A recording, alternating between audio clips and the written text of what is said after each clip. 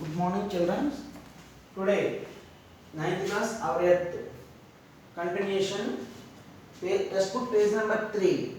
Earth is a planetary body. అంటే ఏంటి? భూమి సూర్యుని చుట్టూ తిరుగుతున్నటువంటి ఒక గ్రహం అన్నమాట. అలాగే సూర్యుడు భూమి చుట్టూ తిరుగుతున్నటువంటి ఒక మూలమైనటువంటి కారణం.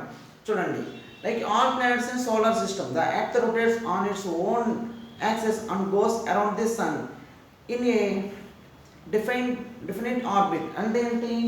సూర్యుడి చుట్టూ వివిధ గ్రహాలు ఎలాగైతే పరిభ్రమిస్తున్నాయో సూర్యుడి చుట్టూ భూమి అలాగే పరిభ్రమిస్తుంది అన్నమాట అండి. అంటే సూర్యుడికి ఆధారభూతమైనటువంటి ముఖ్యమైన పదార్థం ఏంటన్నది మనకు ఖచ్చితంగా చెప్పాలి, కానీ దాని చుట్టూ ఉన్నటువంటి గ్రహాలు నిరంతరము పరిభ్రమిస్తుంటాయి. అలాగే సూర్యుడు ఇతర గ్రహాల చుట్టూ కూడా పరిభ్రమిస్తూ ఉంటాడు అన్నమాట అండి. అంటే ఏంటి? ఇలా చూడండి ఒకసారి.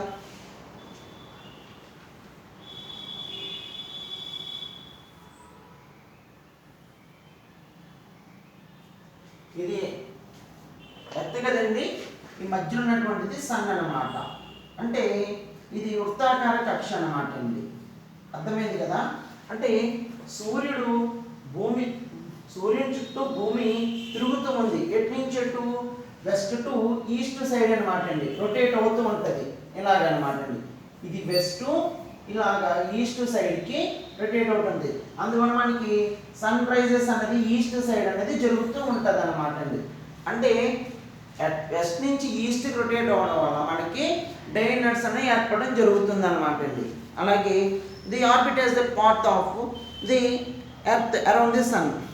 భూమి సూర్యుని చుట్టూ తిరుగుతుంది, సూర్యుడు భూమి చుట్టూ తిరుగుతుంది అనమాట అండి. అంటే భూమి తన చుట్టూ దాన్ని తిరగడానికి ఎంత సమయం పడుతుంది? 24 hours అనమాట అండి. అదే సూర్యుని చుట్టూ తిరగడానికి 365 days అనమాట అండి. అర్థమైంది కదా? అలాగే look at this picture of the earth, sun in the orbit. Which one do you think the correct picture? The circular part అనమాట. ఇది ఫస్ట్ పిక్చర్ ఏంటి? A circular part, a picture అనమాట అండి. పిక్చర్ నెంబర్ ఏ ఏంటిది? ఏ circular part అనమాట. వృత్తాకార కక్షలో తిరుగుతున్నటువంటి first part అనమాట అండి. ఇక్కడ చూడండి, ఇక్కడేమో ఎర్త్ అన్నది చూపించడం జరిగింది. ఎందువల్ల? సూర్యుని ఆధారంగా చేసుకుని భూమి నిరంతరము పరిభ్రమిస్తూ ఉంటుంది అనమాట అండి. అర్థమైంది కదా? ఇలా పరిభ్రమిస్తూ ఉంటుంది అనమాట అండి. నెక్స్ట్ సెకండ్ పిక్చర్ బి చూడండి.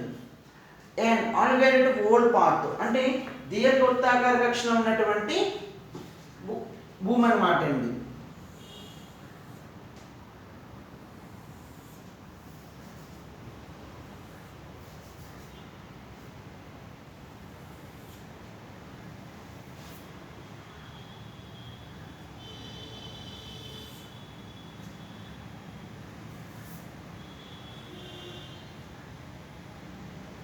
ఇది సన్ కదండి, ఇది సన్. చూడండి, దీర్ఘవృత్తాకార కక్షలో సూర్యుడు చుట్టూ అంటే వేకోచత్వం అనేది ఎక్కువగా ఉందన్నమాట అండి.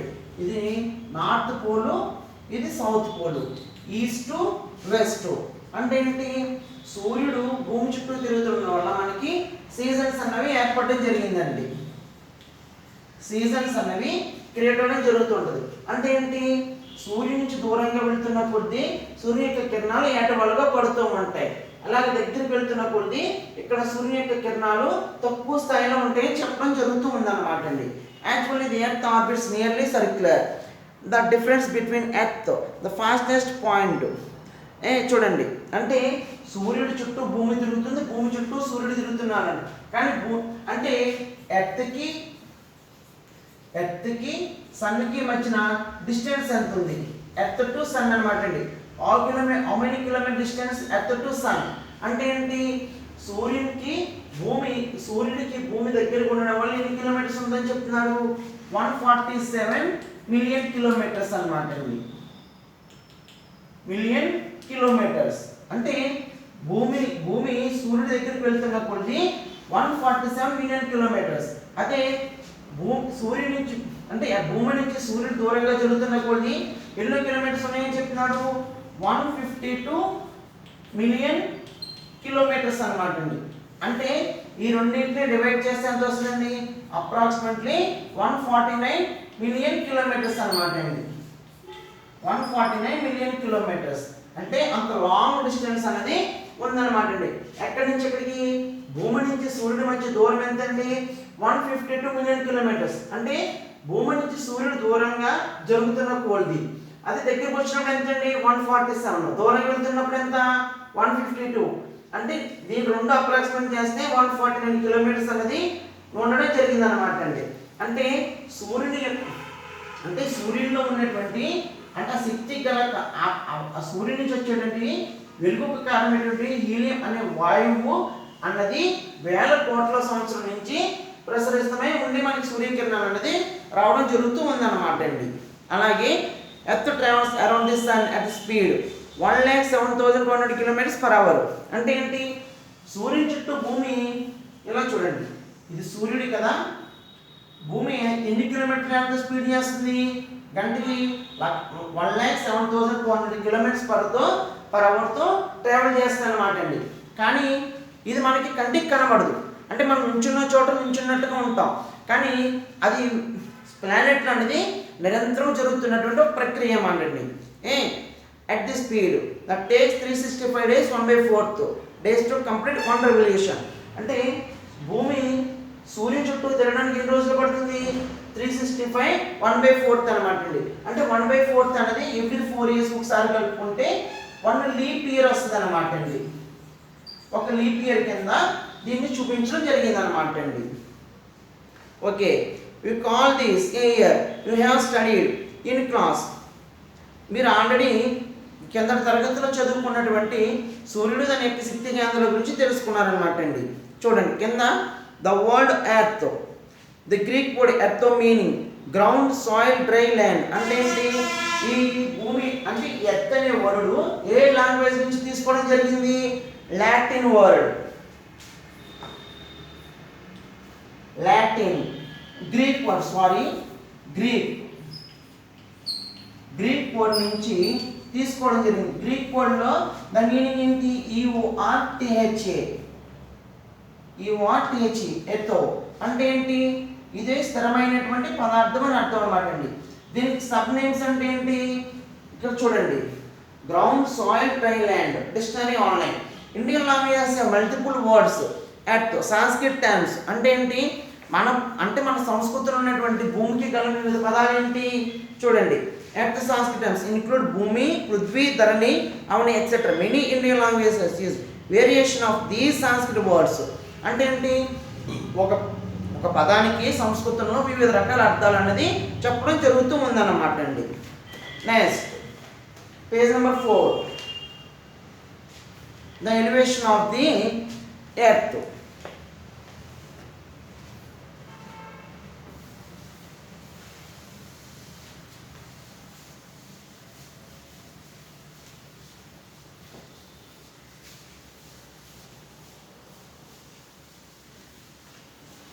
Page number 4, the elevation of the earth అన్నమాట అండి. అసలు భూమి ఎలా ఏర్పడింది, దానికి గల కారణం ఏంటో చూద్దాం.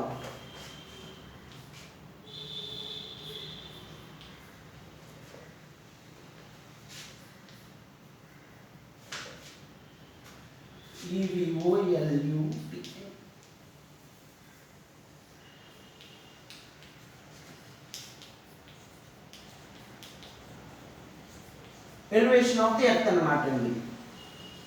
అసలు భూమి గల కారణాలు ఏంటి, అది ఎలా ఉంది? Scientist are still debating how our earth was formed. అంటే శాస్త్రవేత్తలు అసలు ఈ భూమి ఎలా ఏర్పడింది అనేది తెలుసుకోవడానికి ప్రయత్నిస్తారు అనమాట అండి. The most scientists are of the view that earth began from the ground from around 4.5 billion years ago. అంటే ఏంటి? ఈ భూమి ఏర్పడి 4,450 బిలియన్ క్రోర్స్ అయిందని చెప్తున్నారు అనమాట అండి. అంటే 450 కోట్ల సంవత్సరాల కిందట ఏర్పడినటువంటి భూమి అని చెప్తున్నారు అనమాట అండి. Okay, the earth has reached its present form through several phases. అంటే ఈ భూమి ఈ విధంగా రూపాంతరం చెందడానికి కొన్ని వేల కోట్ల సంవత్సరాలు పరిణామం అనేది జరిగిందని చెప్తున్నారు అన్నమాట.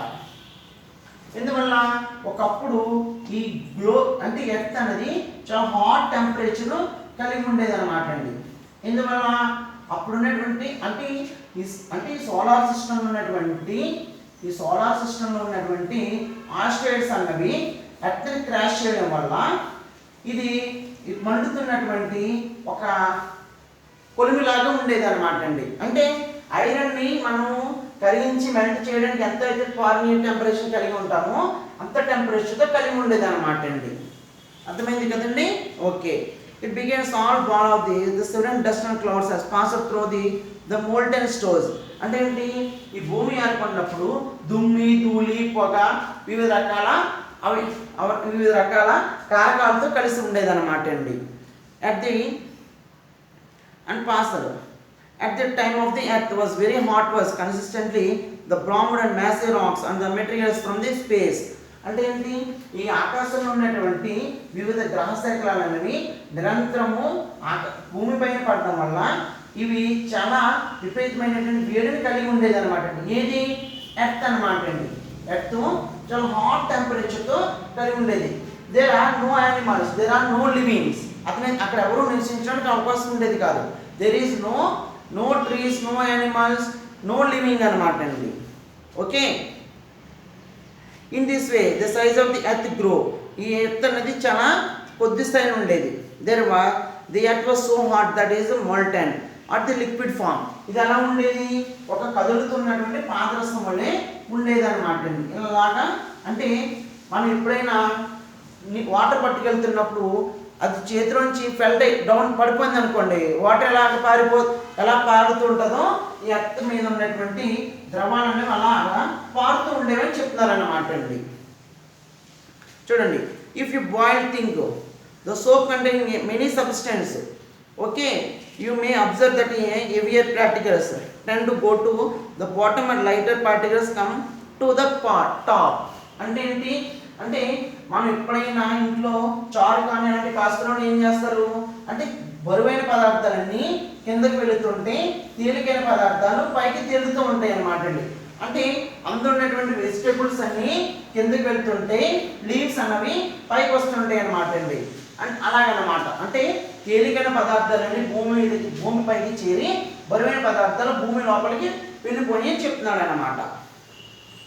Next, these later particles cool at the top and from layer the crust. అంటే ఏంటి? ఇలా కొన్ని వేల కోట్ల సంవత్సరాల తర్వాత భూమి చల్లబడి మనం నివసించడానికి అనుకూలంగా ఉన్నటువంటి ఒక గ్రహం కింద ఉందన్నమాట అండి. అర్థమైంది కదా? అలాగే ఒక పైన ఒక లేయర్ అనేది క్రియేట్ అవ్వడం జరిగింది. చూడండి, similarly while heavier substance formed the part of the molten core, lighter substance rose out the surface or cold. అంటే ఏంటి? ఇది మరుగుతున్నటువంటి పాదరసము ఒక గట్టి పదార్థంగా తయారయ్యి మనందరికీ నివాసయోగ్యమైనటువంటిగా తయారైందని చెప్తున్నారు అన్నమాట. The slowly the upper crust of lighter cooler materials formed covering all the molten interior. అంటే ఏంటి? అది దీనివల్ల వివిధ రకాల ఖనిజాలు అన్నవి మనకి లభ్యమవడం జరిగింది అనమాట అండి. పైన ఉన్నటువంటి న్యాచురల్ రిసోర్స్ అన్నవి మనం యూజ్ చేసుకోవడం వల్ల జరుగుతూ ఉందన్నమాట అండి. As the earth interior the continued to cool, the concrete and the outer crust, the wrinkled former rigs and basins. చూడండి, అంటే ఏమవుతుంది? భూమి ఎలా ఏర్పడింది? ఇలా చూడండి, అసలు ఎర్త్ ఎలా ఫామ్ అయింది?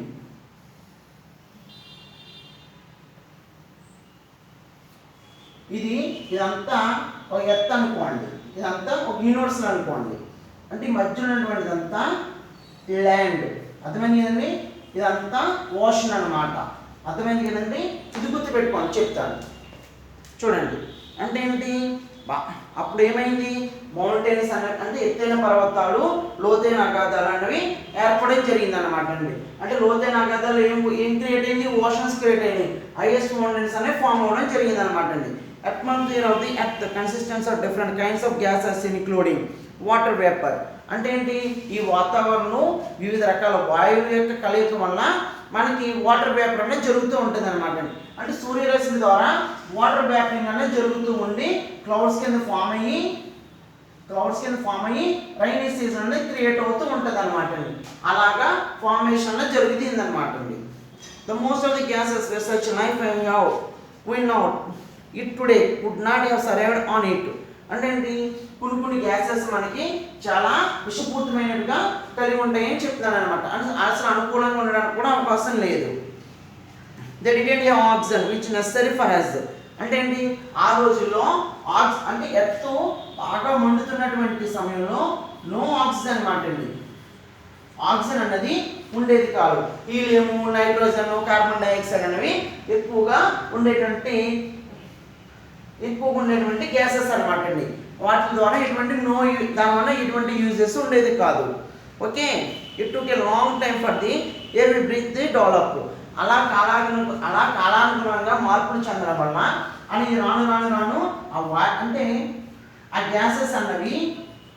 గ్యాసెస్ అన్నవి తక్కువ స్థాయిలో ఉండి ఆక్సిజన్ అన్నది ఫామ్ అవ్వడం జరిగింది అనమాట అండి. దానివల్ల ఏమైంది, మనము గాలి పీల్చడానికి అవకాశం అనేది లభించడం జరిగింది అనమాట అండి. Next, the rain fill the great basins on the earth crust with water thus the oceans are formed. అంటే ఏంటి, ఇలా ఉండడం వల్ల ఆక్సిజన్ ఫామ్ అవ్వడం వల్ల వాటర్ వేపరేషన్ అనేది జరిగి రైన్స్ పడి లోతైన ప్రాంతాల్లో మహాసముద్రాలు అనేవి ఓషన్స్ అనేవి ఏర్పడడం జరిగిందన్నమాట అండి. Next, for phases of all of the long span of earth history. అంటే సగం కొన్ని కోట్ల సంవత్సరాల వరకు చూసుకుంటే భూమి అన్నది చాలా అంటే డిజర్ట్ కింద ఉండేది అనమాట అండి. ఎందువల్ల అంటే సగం అంటే భూమి ఎప్పుడు ఏర్పడింది, 450 కోట్ల సంవత్సరాల కింద ఏర్పడింది అని చెప్పాం. అంటే అందులో 250 crores వరకు ఈ ఎర్త్ అనేది అంటే డిజర్ట్ కింద ఉండేది అనమాట అండి. ఎడారి జీవ ప్రాంతం కింద ఉండేదని చెప్తున్నారు అన్నమాట. The life appeared the oceans. అంటే సముద్రాలు ఎప్పుడైతే ఏర్పడ్డాయో ఆ సముద్రాల్లో మొట్టమొదటిసారిగా అంటే లైఫ్ అన్నది క్రియేట్ అయిందని చెప్తున్నారు అనమాట అండి. మొట్టమొదటి జీవి ఓషన్స్లోనే క్రియేట్ అయిందని చెప్తున్నారు అనమాట అండి. The life appeared the oceans. It slowly evolved into diverse plants and animals including human beings over millions of years ago.